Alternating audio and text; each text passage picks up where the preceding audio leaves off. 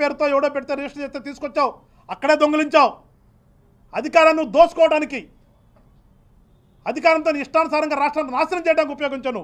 కానీ జనసేన పార్టీ ఈ రాష్ట్రంలో రాజకీయాల్లో ఒక మార్పు తీసుకొచ్చి నీలాంటి పిచ్చాళ్ళందరినీ కూడా మార్చి ఈ రాష్ట్రానికి, రాష్ట్రంలో ఉన్నటువంటి ప్రజలకి మంచి చేద్దామన్న ఆలోచనతో ఏర్పడినటువంటి పార్టీ జనసేన పార్టీ. కనుకనే మాకు సిద్ధాంతాలు పెట్టుకున్నాం. నీ పార్టీ సిద్ధాంతం ఏంటని చెప్పగలుగుతావు నువ్వు? మాకు 7 సిద్ధాంతాలు పెట్టుకున్నాం మేము.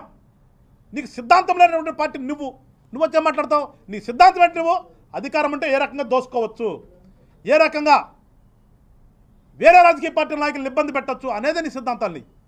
కానీ మాకు ఇక్కడ జనసేనకి 7 సిద్ధాంతాలు ఉన్నాయి. చదువుకు ఒకసారి పంపిస్తాను. కానీ సిద్ధాంతం లేనటువంటి పార్టీలో ఉన్నటువంటి నువ్వెక్కడ? సిద్ధాంతాలతో నిండినటువంటి పార్టీ నాయకుడు పవన్ కళ్యాణ్ గారు ఎక్కడ?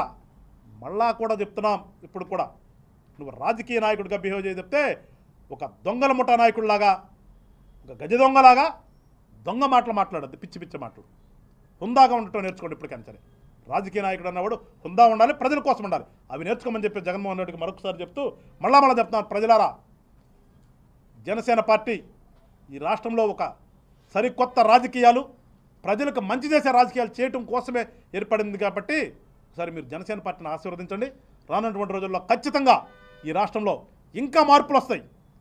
ఈ రాష్ట్రంలో ఇంకా మార్పులు వస్తాయి. ఆ మార్పులు అనేవి రాష్ట్ర అభివృద్ధి కోసం, రాష్ట్రంలో ఉన్న ప్రజల యొక్క సుఖశాంతుల కోసమే ఉంటాయి తప్పితే వాళ్ళకిలాగా ప్రజల సొమ్ముని కొట్టేసి దాచుకోవడానికి ప్రయత్నం చేసే పార్టీ మాత్రం జనసేన పార్టీ కాదని చెప్పేసి ప్రజలందరూ గమనించండి. మరొకసారి పవన్ కళ్యాణ్ గారికి అండగా ఉండండి. ఈ రాష్ట్రాన్ని బాగు చూసుకుందామని చెప్తూ జై హింద్, జై జనసేన. ఏందండి పవన్ కళ్యాణ్ గారు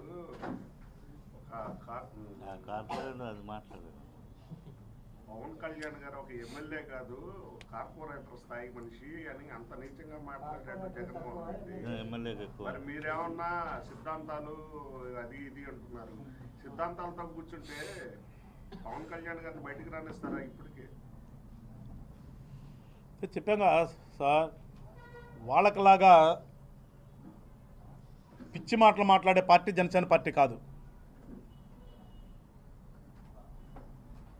జనసేన పార్టీ నాయకుడికి కొన్ని ఆశయాలతో, కొన్ని ఆలోచనలతో పార్టీ పెట్టి రాష్ట్రంలోకి వచ్చాడు చెప్తే, వాళ్ళకిలాగా తండ్రి అధికారం ఉన్నప్పుడు దోసేసాం, అదే డైరెక్ట్గా మనకు అధికారం వస్తే ఎట్లా దోయొచ్చని చేసి చూపించాడు. అది కాదు మాకు ఇక్కడ.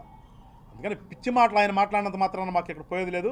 అవన్నీ కూడా ఒక భయంలో నుంచి వస్తున్నవి. పవన్ కళ్యాణ్ గారి పేరు ఇంటే అతనికి తడుస్తుంది. అదే ఇందా చెప్పింది అదే, పవన్ కళ్యాణ్ గారి పేరు ఇంటే తడుస్తుంది. పవన్ కళ్యాణ్ గారిని చూడలేకే వాళ్ళ అసెంబ్లీ మనకుండా చెప్తున్నాను. అది ప్రత్యేక హోదా కాదు, ఇంకోటి కాదు. అక్కడ అసెంబ్లీలోకి వచ్చి కూర్చుంటే పవన్ కళ్యాణ్ గారు కనిపిస్తారు. పవన్ కళ్యాణ్ గారు కనిపిస్తే నోట్లోంచి మాట రాదు. అందుకని మానుకున్నాడు తప్పితే ఆయనేమి ఇంకోటి ఇస్తే వస్తాను అది లేదనేది ఆయన కాదు. ఇవాళ ఆయన మాట్లాడినంత మాత్రాన ఇక్కడ పవన్ కళ్యాణ్ గారికి క్రేజ్ ఏం తగ్గదు. అదే చెప్పాను, అసెంబ్లీని తాకనన్నటువంటి ఈ బ్యాచే ఇవాళ అసెంబ్లీలో ఆయన కూర్చున్నాడు, అసెంబ్లీ బయట ఇళ్ళు ఉన్నారు. అందుకని దేనికి ఎవరు ఎక్కువ అనేది ప్రజలు నిర్ణయిస్తారు. ప్రజలకు తెలుసు ఎవరు ఎక్కువ ఎవరు తక్కువ అనేది ప్రజలు నిర్ణయించారు, ప్రజలు చూస్తున్నారు ఇవాళ. సో అందుకని ఆయన మాట్లాడిన దానికి ఆయన అన్నాడు కానీ చెప్పి నేను అవసరం కూడా లేదు. మొన్న గొడవలెప్ప తీసుకొడతాను అది ఇది అని చెప్పినని భయంకరంగా మాట్లాడాడు. నేనేమన్నా ఈ మాట మాట్లాడాడు అంటే ఆయన అసలు మామూలుగా ఉన్నాడా లేకపోతే ఇంకేదన్నా